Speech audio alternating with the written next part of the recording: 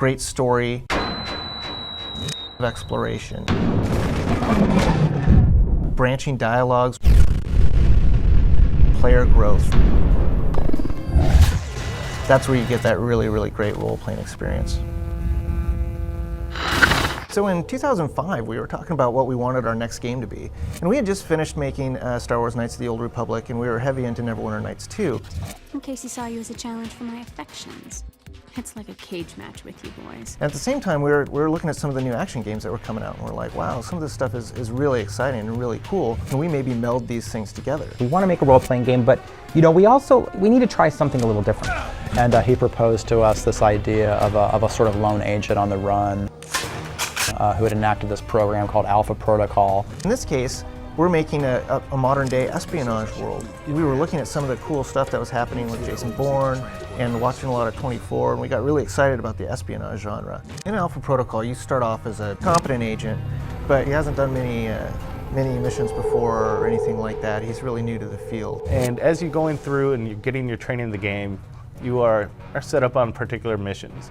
And as you go through one of these missions, you find out that there's a giant global conspiracy going on. You are operating under Alpha Protocol. Interesting. Considering the program's secret, I would have expected you to say traitor, unless you have insider knowledge. And weapon shipments are being sent out, and there's possible American agencies that are involved with this. And then the rest of the world opens up to you, and you soon find your hands trying to prevent a worldwide crisis from happening. We actually allow you to choose your motivation and what you want to do for the game.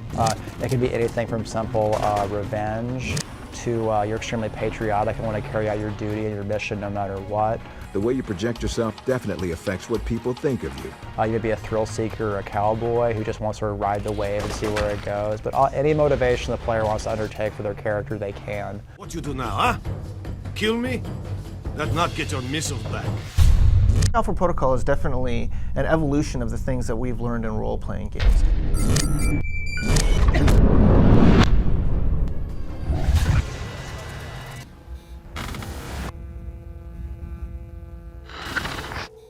An RPG is a role-playing game, and as you go through the game, you basically discover either more about yourself or more about the story that's actually occurring. Moving into the late 90s, there was a resurgence in role-playing games that we were lucky enough to be part of, with games like Fallout and Baldur's Gate and Planescape Torment, where the genre really advanced and became much more story-based. We have quite a pedigree in working on games like Star Wars Knights of the Old Republic 2, Neverwinter Nights 2. And then we were able to branch out to doing sort of more experimental RPGs, which we're doing with Alpha Protocol, which is our first real-world RPG, which I'm incredibly excited about. We really wanted to make an action-y game, something that really made the player have to think both tactically and be a little twitchy at the same time. When it comes to Alpha Protocol being the forefront of modern RPGs, I definitely think we have some things going for us. You have player character growth, RPG systems and stats, combat. We have a lot more action elements in a kind of a real-time setting. Story that branches with dialogues. Our combat mechanics are excellent. Tons of items and equipment. And Alpha Protocol really stood out as this exciting thing that we could do, where we could take all of this experience and make something that was really new and different and incredibly cool. Our use of exploration of real-world spaces is intriguing for the player because they're actually exploring spaces they've actually gone through in the real world, but now there's a whole lot of enemies to fight, cool things to find, doors to kick down. Like everything that you're doing in the world is sort of tangible in a way that things in high fantasy or maybe in science fiction are not tangible. Basically, you're taking the real world and now you get to play around with it to your heart's content. All of the owners and a lot of the senior level people at the company have role-playing experience that dates back to pen and paper. And in a pen and paper game, you can kind of do anything you want. And so when we go into making a game, we want to try and have that same sort of experience. Choice and consequence in a role-playing game, we feel very strongly about as sort of core to the role-playing experience. I think you have to have lots of items and equipment and things like that the player is going to be able to use to grow their character over the game.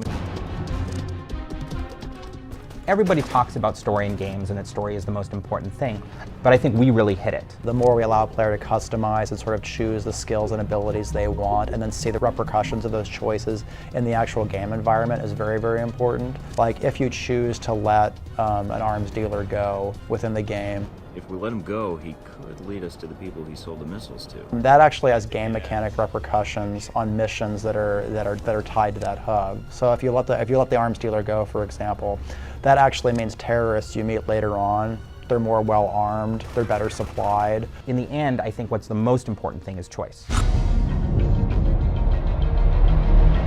Our basic goal going in was to figure out how we wanted to use dialogue to tell the story, keep it very tense, and yet at the same time have immense production value, great looking characters, and awesome VO. And so all of those top level goals are what we sort of put in the mixing bowl and moved around, and the dialogue stance system is what came out of it. There's some things I'd like to find out before you stop breathing. Charming. Dialogue Stance System, or DSS, is a very fancy way of saying you have choices and that the choices are going to dictate the way the game goes for you.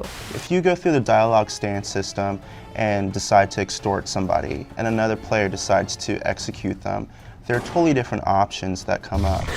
Why are you wasting my time? Drinking alone is time well spent then. We provide different options, so it's a little bit of choose your own adventure. Why are you wasting my time? So say there's a character that loves for you to be more businesslike. If you come into that conversation and you are being suave, coy, or annoying, you're going to get a lot of different options from them. They're probably not going to give you the information that you wanted, but you may get other things. So what's the code? Tell them the Adirondacks are beautiful this time of year. The player actually has the option to be the dick or be the hero, be completely in the gray. He can be a chauvinist, he can be a misogynist, he can be a ladies' man. I think my gun is working just fine. Not according to the tests we ran while you were under. You're going to hit the same maps, you're going to hit the same levels, but the way characters respond to you and how badly you're going to get hurt and how easy it's going to be for you to get access to certain areas so you can progress through the game is entirely dependent on the way you treat different people. We work together, we both get what we want. In a film, people play off of each other in a realistic and very timing-sensitive type realistic conversation. So essentially, you only have a certain amount of time to respond, but it gives a much more cinematic feel. You're not waiting for somebody to respond. If your objective is to reach the train, then we can help each other out. After that, I can't make any promises. Nor can I. Alpha Protocol has quite a large amount of dialogue. Not as much as some of our games like Planescape Torment or even Neverwinter Nights 2, but there are a ton of characters that you talk to. What makes you think you're ready? Because I tell you, we get a lot of recruits in here, and you're not convincing me. There's a cast of characters that are about 30 sort of named characters that you encounter, along with a lot of B players and C players. Can I help you? Or are you going to stand there and insult my shop all day? I initially thought it would be much more of a challenge, but once we actually got to the studio and the voice actor who plays Michael Thornton, he picked it up within one dialogue. What I don't understand, though, is why we're talking at all. Unless keeping me alive is important for some reason. It's all about testing the environment and seeing if the environment bites back.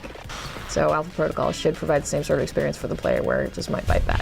When I was told we're making a realistic RPG set in a real-world setting, I wanted to try to nail reality as hard as possible. Where I think it really does feel like a very living world, and I think it feels a lot like characters really are reacting to you and responding to the choices that you make. As you go through the game, you will grow.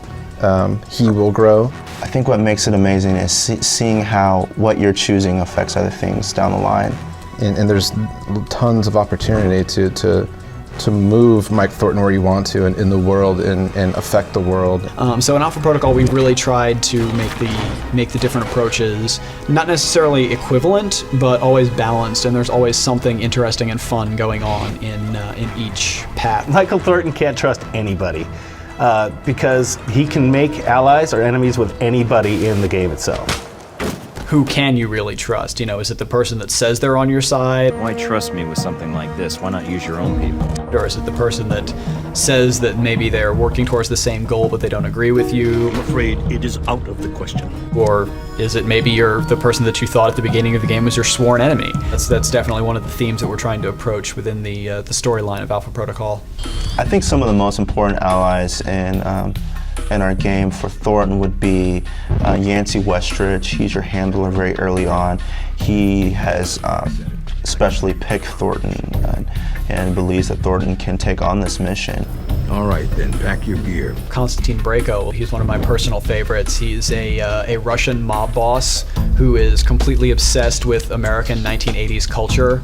Z, our German cougar, based on how you align with her, you can gain a lot of different resources too.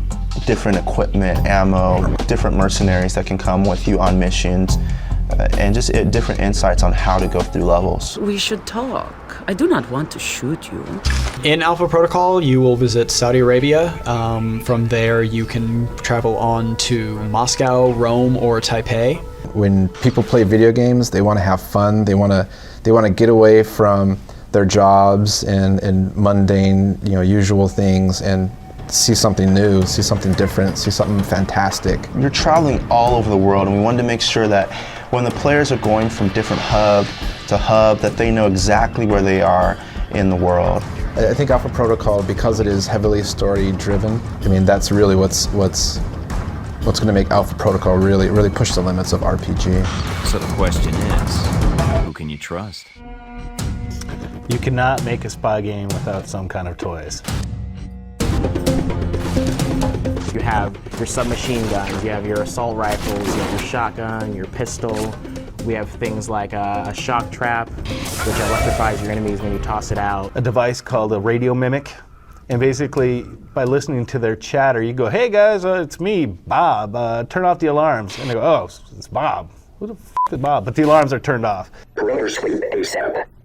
These are all different ways that you can use to overcome obstacles. And that might be getting past a locked door, it might be getting past some enemies. When you use the abilities such as chain shot, like, time is slowing down and, everyone's kind of moving really slow, and then once you're back in, you quickly just take all the shots out, and it's just like one of those, wow, this is really awesome. I gotta say, I've loved the shotgun in Alpha Protocol the most, especially with the different types of ammunition that are available. We allow like flechette rounds, we allow armor-piercing slugs. Obviously my favorite is phosphorus.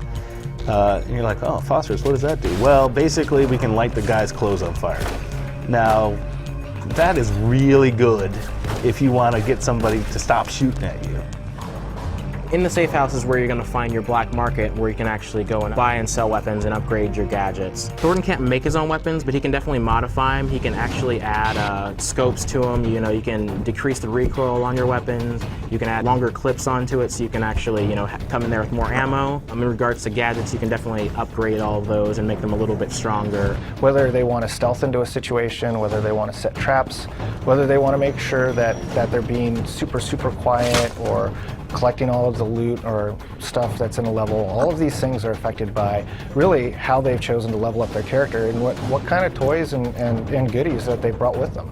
I think in Alpha Protocol we really do a good job of actually, defining this is a level 1 gadget and this is a level 1 upgrade and this is a level 2. This is a lot different. This is a lot more fun. There's no right or wrong way of doing things. You can take, if you want to go in there and just take all grenades and just your pistol and just start throwing grenades out everywhere and just killing everyone, you could do that. Or you can use some of the more tactical, stealthy weapons. I think RPGs are a very interesting game in that people want to play around with all of the different types of options that they have available to them, be it with gadgets or with the weapons or armor or different play styles, how they approach the different situations in the game. You're going to be shooting people and you're going to be blowing people up and you're going to be doing all this stuff, but at the same time, at its core, it's definitely an RPG. Alpha Protocol is ultimately at its heart a role-playing game.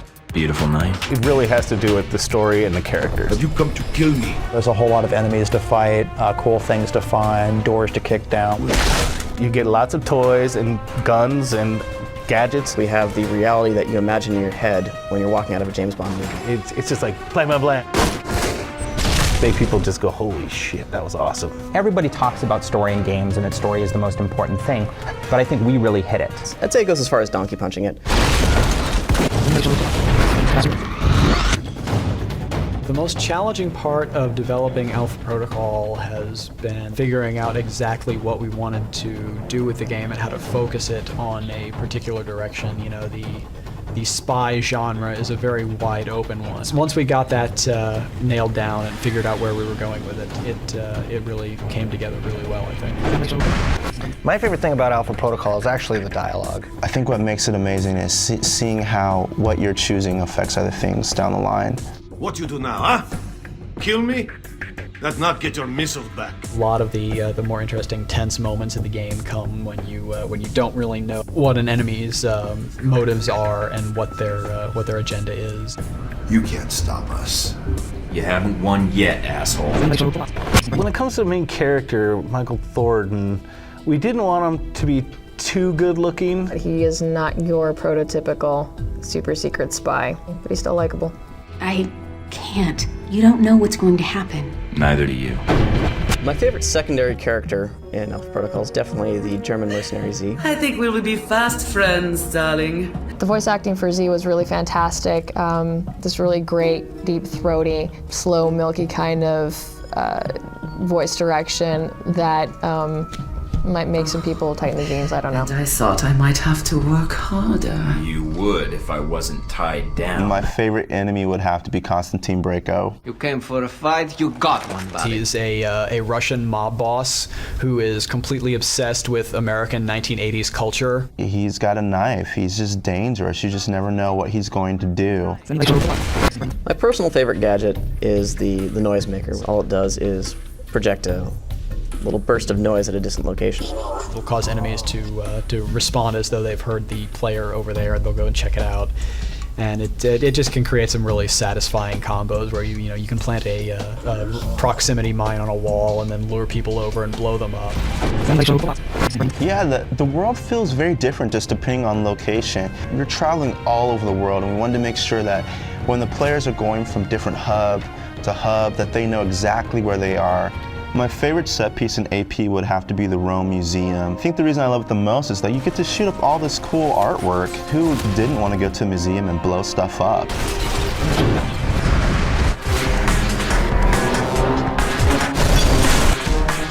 When people look at Alpha Protocol, they have a hard time understanding how it all fits together. I want to know what you're doing here. Who sent you? Until people play it and see how we've constructed everything and how all of these pieces of the puzzle fit together, they're not really going to get it. Who the heck are these guys? I think when they play it, they will get it, and then they're going to think, wow, this is great. Case of emergency.